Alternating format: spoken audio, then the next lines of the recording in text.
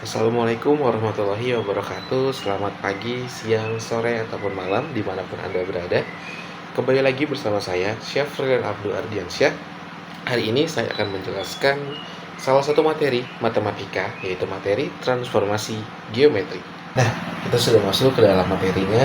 Jadi hari ini setelah kemarin kita sudah belajar soal refleksi, translasi, dan rotasi, sekarang kita belajar salah satu materi dari subbab transformasi geometri lagi, itu adalah dilatasi. Kembali lagi bersama saya, Chef Frilen Abdul Ardiansyah, dengan NIM 13016230059 dari Pendidikan Matematika tahun 2023 dari Universitas Negeri Jakarta. Nah, selanjutnya kita akan membahas soal tujuan pembelajaran kita, yaitu ada 4. Yang pertama, untuk memahami konsep, itu menjelaskan definisi dilatasi beserta unsur utamanya, yaitu ada titik pusat dan ada faktor skalanya. Lalu yang kedua, untuk menentukan bayangan, itu menghitung koordinat hasil dilatasi suatu bangun, itu ada pusat 0,0 ataupun melalui pusat P, yaitu A, B. Lalu untuk menganalisis sifat, yaitu mengidentifikasi pengaruh nilai faktor skala K terhadap perubahan ukuran dan arah bangun geometrinya.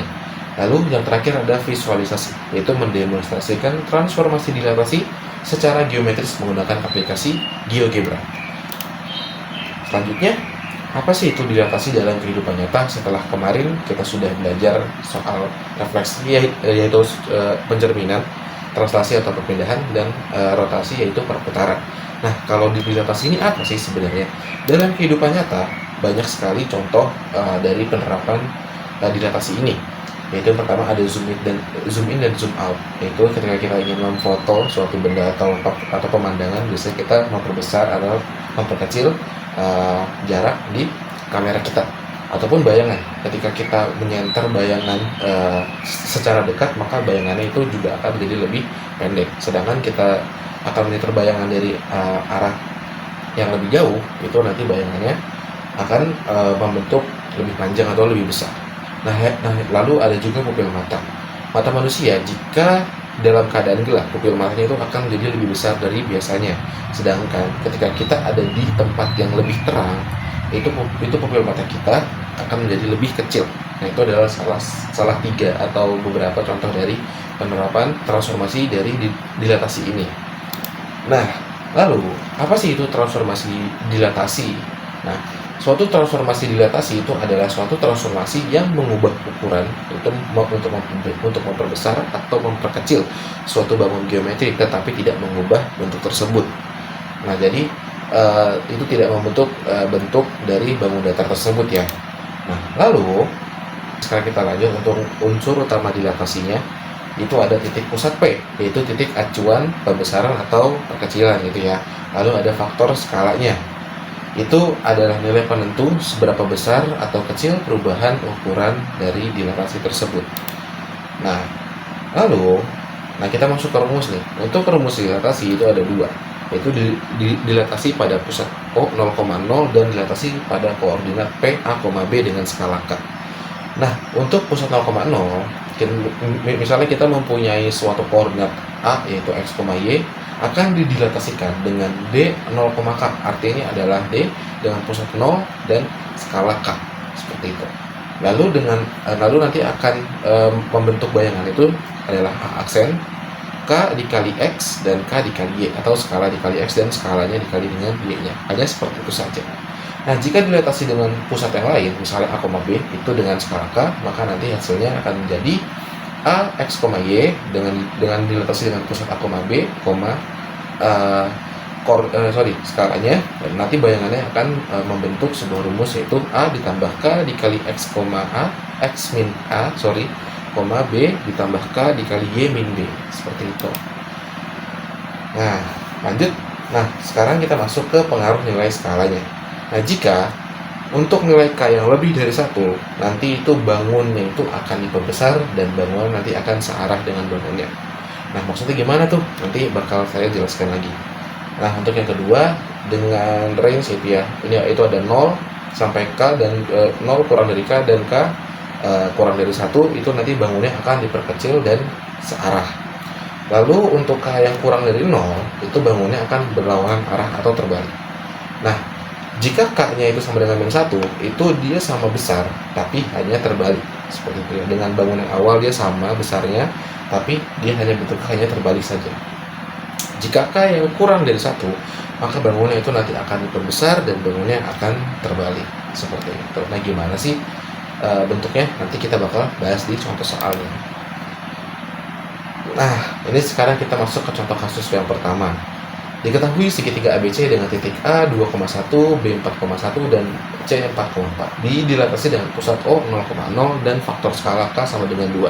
Nah, untuk karena dia pusatnya adalah 0,0, maka kita menggunakan rumus yang pertama, yaitu X, Y akan dilatasikan dengan 0,K, dan maka bayangan yang terbentuk nanti akan jadi K dikali X dan K dikali Y.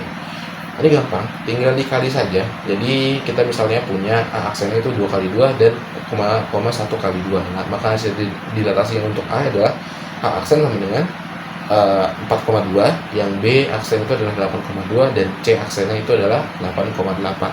Nah, jika nanti ini digambar di GeoGebra, nanti itu bayangan segitiga itu nanti akan jadi lebih besar. Nanti akan kita praktekkan. Nah, lalu untuk contoh kasus yang kedua, ini dengan pusat yaitu P1,1 seperti itu. Nah, misalnya diketahui sebuah segitiga ABC dengan koordinat A 3,2, B 5,2 dan C 3,4. Nah, kita karena dia pakai pusat 1,1, yaitu berarti kita pakai rumus yang kedua yang tadi. Itu A X, Y kita akan dilatasikan dengan pusat P dengan skala K. Maka nanti hasil bayangan yang terbentuk itu adalah A plus K X kurang A, B plus K dikali Y dikurang B. Seperti itu. Nah, untuk hasil yang A-nya ini tinggal disubstitusikan saja. Maka nanti hasil dari A aksennya adalah 5,3, B aksennya itu adalah 9,3 dan C aksennya itu 5,7. Untuk bayangannya nanti akan kita praktekkan menggunakan GeoGebra. Nah, lalu untuk dilatasi yang selanjutnya, nah ini adalah salah satu contoh kasus yang dimana faktor skalanya itu adalah -2. Nah, bayangannya sudah pasti nanti akan menjadi lebih besar dan pasti nanti akan terbalik sesuai dengan sifat yang tadi. Nah, diketahui misalkan segi 4 sembarang ABCD dengan koordinat A11, B31 dan C43 dan yang terakhir 24. Nah, karena dia faktor skalanya dengan pusat 0,0 dan faktor skalanya adalah -2, maka di sini kita bisa menggunakan rumus yang sama dengan cara perhitungan yang sama saja. Hanya ini nanti kita akan gambar di GeoGebra, nanti hasilnya akan terlihat. Oke, untuk hasil bayangan A itu kita akan mendapat -2, B aksennya itu adalah -6,2, C aksennya adalah -8,6 dan D-nya adalah -4,8. Nah, ini sudah agak terlihat nih kalau ini nanti akan terbalik. Tapi nanti kita akan buktikan lagi apakah benar ataukah salah. Oke, mari kita cek ke bentuk GeoGebra-nya. Oke, kita sudah masuk ke menu GeoGebra-nya di sini. Nah, sekarang kita bakal contohin atau kita akan menggambar bagaimana tadi yang sudah kita bangun geometri yang sudah kita dilatasikan tadi. Nah, yang pertama untuk dilatasi yang nomor 1 yaitu adalah segitiga ABC. Nah, segitiga ABC ini, itu kita akan menggambar dengan poin 2,1 di sini atau titik 2,1, 4,1 dan ada 4,4. Nah, menggunakan menu yang ada di GeoGebra ini. Nah, lalu di sini saya menggunakan poin ini ya atau basic tool point untuk menggambar titiknya. Lalu nanti akan kita gambar garisnya dengan menu yaitu ABC line atau segmennya. Kita akan hubungkan A ke B, lalu ada B ke C, dan ada C ke A. Nah, seperti itu. Ini adalah bangun data awalnya. Setelah didilatasikan, maka kita agak diperbesar dulu saja seperti ini. Kita akan buat poin lagi. Nah, dengan hasil bayangan tadi itu akan menjadi 4,2. Berarti dia bayangan ada di sini. Lalu ada 8,2 dari sini. Lalu ada C-nya itu 8,8 dari sini. Nah, maka di sini tinggal kita garis saja. Berarti ada D ke E ke F, dan ada F ke D. Seperti itu.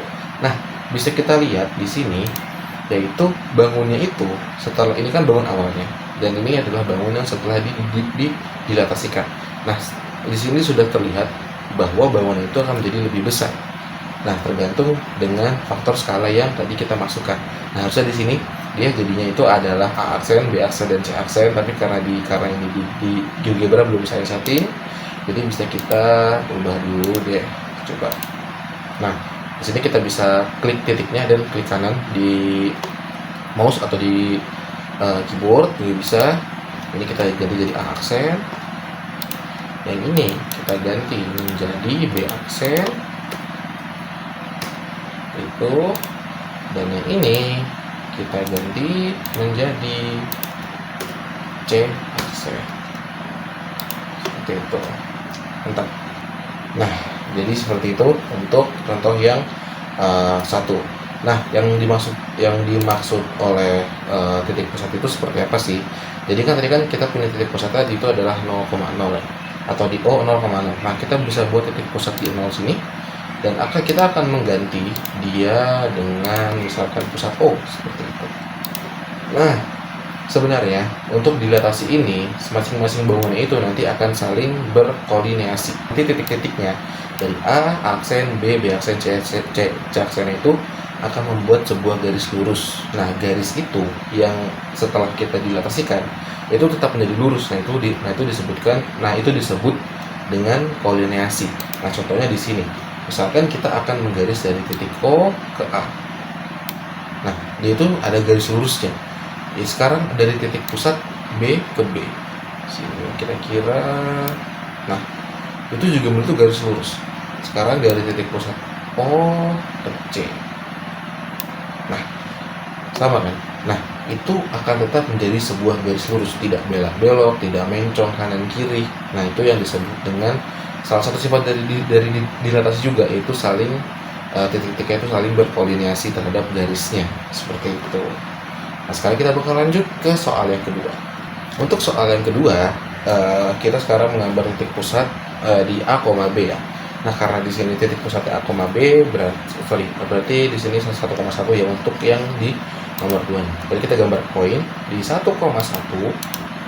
Kita akan ganti dia menjadi pusat P. Nah, seperti itu. Nah, berarti yang tadinya kita punya di nomor 1 itu garis berkoordinasi terhadap titik 0,0, sekarang dia karena titik pusatnya berubah, maka nanti hasilnya nanti garisnya juga akan ikut berubah. Nah, sekarang kita bisa gambar si segitiganya ya. Nah, untuk titiknya itu ada di 3,2, dia ada di sini. Ini untuk titik A. Lalu ada 5,2 dia ada di sini, dan ada yang terakhir yaitu 3,4. Nah, dia ada di sini. Nah, berarti sekarang tinggal kita gambar garisnya saja untuk yang segitiganya. A ke B, B ke C, dan C ke A. Nah, sekarang kita bakalan lanjut ke menggambar bayangannya. Nah, di sini bayangan yang terbentuk dia itu menjadi sebentar. Oke. Nah, untuk A bayangannya nanti setelah dilatasikan terhadap pusat 1,1, nanti untuk titik A aksennya itu adalah ada di 5,3. 5,3 dia ada di sini. Oke. Nah, ini berarti nanti di sini jadi A aksen ya. Ya. Nah, seperti itu. Lalu ada B aksennya itu 9,3. 9,3 dia ada di sini. Berarti di sini bisa kita ganti jadi B aksen. Nah, lalu untuk titik yang terakhir dia ada di 5,7. 5,7 dia ada di sini. 5,7. Oke. Nah, kita move dulu ke atas. Nah, kita gambar di 5,7 dia ada di sini. Nah, lalu kita garis deh. Oh, kita ganti dulu. Ini jadi C aksen. Nah, setelah dari situ tinggal kita garis aja deh. A ke B, B ke C aksen, ini C aksen ke A aksen. Nah, ini sudah terlihat. Nah, sekarang tinggal kita garis deh. Nah, ini adalah hasil bayangan di mana titik pusatnya itu ada di 1,1 atau A, B. Beda dengan tadi yang 0,0 ya. Nah, sekarang kita lihat apakah ini juga saling berkoordinasi. Mari kita garis. Kita pilih line di sini, kita hubungkan antara titik pusat dan A dan juga dengan bayangan dari isi A-nya. Sama-sama lurus. Sekarang yang P juga. Ini yang B juga. Nah, dia juga sama-sama lurus, dan yang P juga. Dia juga sama-sama lurus. Artinya, mau pusat 0,0 dan A, B, garis layer 1 saling berkoordinasi satu sama lain. Seperti itu. Kita lanjut ke contoh soal yang terakhir, contoh soal yang ketiga. Untuk contoh soal yang ketiga, ini kita gantian untuk faktor skalanya sekarang minus untuk membuktikan apakah sifat-sifat yang tadi itu benar atau tidak. Nah, untuk dilatasi dengan faktor skala min 2, kita tadi mempunyai segi 4 sembarang ya, A, B, C, D, E. A, B, C, D dengan koordinat yang pertama, A-nya ada di 1,1. Oke. A-nya ada di 1,1, B-nya ada di 3,1, C-nya ada di 4,3, dan yang D-nya ada di 2,4. Nah, ada di sini. Oke, tinggal kita garis saja. Nah, sesuai soal, ini dia pusatnya tadi ada di 0,0 ya. Ke B, A ke C, C ke D, dan D ke. Nah, ini ada segi 4 sembarang. Nah, lalu kita akan gambar dulu untuk titik pusatnya ya, ini ada di 0,0. Kita namai ini sebagai O. Oke. Nah, untuk hasil bayangan yang terbentuk nanti itu dengan faktor skala min 2 ya tadi ya. Itu ada di, untuk yang A aksennya ini ada di min 2, min 2. Oke. Maaf. Nah, ada di sini bisa kita langsung ganti saja ini menjadi A aksen. Oke, lalu ada di min 6,2, dia ada di sini. Kita langsung ganti ini menjadi B aksen. Untuk C aksen ya, dia dengan koordinat min 8, min 6. Min 8, min 6. Oke, Oke. C aksen. Nah, untuk bayangan terakhir dia ada di D, itu min 4, min 8. Min 4, min 8. Oke, ini kita kurang ke bawah. Nah, kita geser dulu dengan memilih move ya. Ini jadi min 4, min 8. 4, min 8. Nah, di sini. Oke, sekarang setelah sudah menjadi bentuk segi 4, ini kita ganti dulu. Jadi D aksen. Oke, tinggal kita garis aja. Berarti dari A ke B, B ke C, C ke D, dan D ke A. Nah, seperti itu.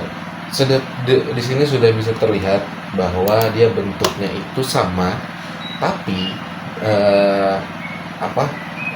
arahnya itu berbeda. Seperti itu. Jadi dia terbalik. Nah, kita sekarang bakal membuktiin apakah dia saling berkoordinasi atau tidak terhadap titik pusatnya. Kita garis di sini, maka aksen saling berkoordinasi. Sekarang yang B terhadap titik pusat 0,0 juga saling berkoordinasi. Betul ya. Maaf. Oke. Lalu yang C sekarang, apakah saling berkoordinasi? Betul. Dan yang D apakah juga saling berkoordinasi? Tentu saja. Ini membentuk sebuah garis lurus dan tidak akan moncong-moncong atau ke kanan dan ke kiri ya. Jadi seperti itu. Ini untuk contoh soal yang ketiga. Sekarang kita langsung balik lagi ke PPT-nya. Akan saya jelaskan lagi mengenai kesimpulan tadi. Sekarang kita masuk ke kesimpulannya. Sebagai kesimpulan akhir, kita dapat memahami bahwa dilatasi adalah transformasi yang sangat unik karena berfokus pada perubahan ukuran tanpa merusak bentuk objeknya. Nah, kunci utamanya itu terletak pada faktor skala, yaitu K, yang tidak hanya menentukan seberapa besar perubahan ukuran, tetapi juga arah orientasi bangun tersebut. Apakah tetap searah atau justru malah terbalik? Jika yang tadi sifat-sifatnya ya, jika K-nya itu dia lebih dari 1, itu nanti akan diperbesar dan juga searah. sesuai dengan contoh 1 dan 2. Nah, jika K-nya itu dia kurang dari 0, itu nanti bayangannya akan diperbesar, namun bentuknya nanti akan terbalik, seperti itu. Nah, yang paling istimewa karena sifatnya yang mempertahankan besar sudut dan kesejajaran garis, maka setiap hasil dilatasi pasti menghasilkan bangun yang sebangun dengan aslinya. Inilah konsep dasar yang bekerja di balik pembuatan peta, maket, hingga fotografi yang kita sering gunakan sehari-hari. Maka di atas ini, karena dia sebangun, maka kita bisa buat dia itu sebagai similaritas, seperti itu. Jadi di atasnya adalah sebuah similaritas, tapi similaritas itu hanya mempertahankan bentuknya tetapi dia merubah ukurannya, seperti itu. Ini juga contoh konsep dari dilatasi. Terima kasih. Sampailah kita ke akhir dari materi ini. Kita sudah belajar soal rotasi, refleksi, translasi, dan yang terakhir ada dilatasi. Terima kasih banyak sudah menyimak saya dengan baik. Terima kasih atas apresiasinya dan sudah menonton video ini. Saya harap video ini bisa membantu teman-teman untuk belajar bagaimana transformasi geometri itu ada di kehidupan kita, dan kita bisa menghitung dari bayangan, arahnya tadi, dan koordinasi dan similaritas juga. Terima kasih banyak, kurang lebihnya saya mohon maaf. Wabillahi taufiq wal hidayah. Wassalamualaikum warahmatullahi wabarakatuh.